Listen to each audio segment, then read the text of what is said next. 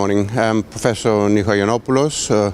I'm Professor of Cardiology at the Imperial College in London, and also Professor of Cardiology at Athens University at Hippocrates General Hospital.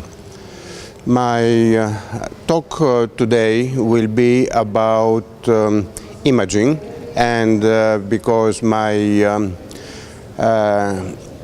wholehearted imaging modality is echocardiography, and I believe that echocardiography in the appropriate hands is an amazing tool for solving patients' problems at the bedside. So today there will be a series of cases of rare heart disease, often causing sudden cardiac death, and I will make the point of how echocardiography can help the phenotypic description of certain conditions.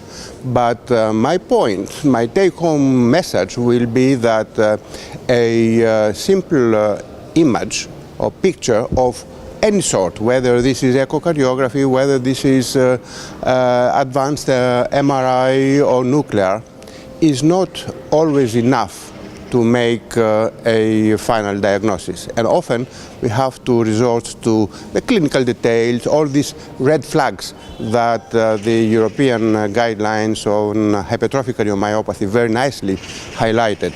So yes, echocardiography in the appropriate hands can be an amazing tool, but we have to remember that each rare condition, each disease, whether this is hypertrophic cardiomyopathy, amyloid, endocardial fibrolastosis, whichever disease this is, there is a spectrum.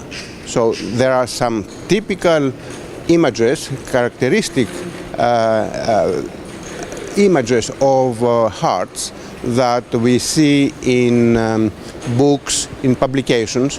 But remember that every single disease has a spectrum. So there may be a very mild disease, or very severe disease, or a very typical disease appearance in every imaging modality, and indeed echocardiography. So a hypertrophic cardiomyopathy may have a fantastic typical presentation with a symmetric hypertrophy, some outflow gradient, but there are some very atypical forms, even some without even hypertrophy. So we cannot always provide an answer with a picture, with an imaging. So a good picture is not always worth 1,000 words. So we have to resort to the clinical details of the patient, and often genetics, of course, to give us a genotype of each condition.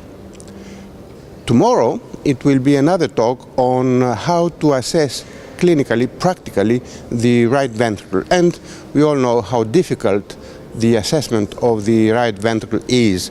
And very few people actually assess, measure, estimate the function of the right ventricle in daily clinical practice in the echo laboratory.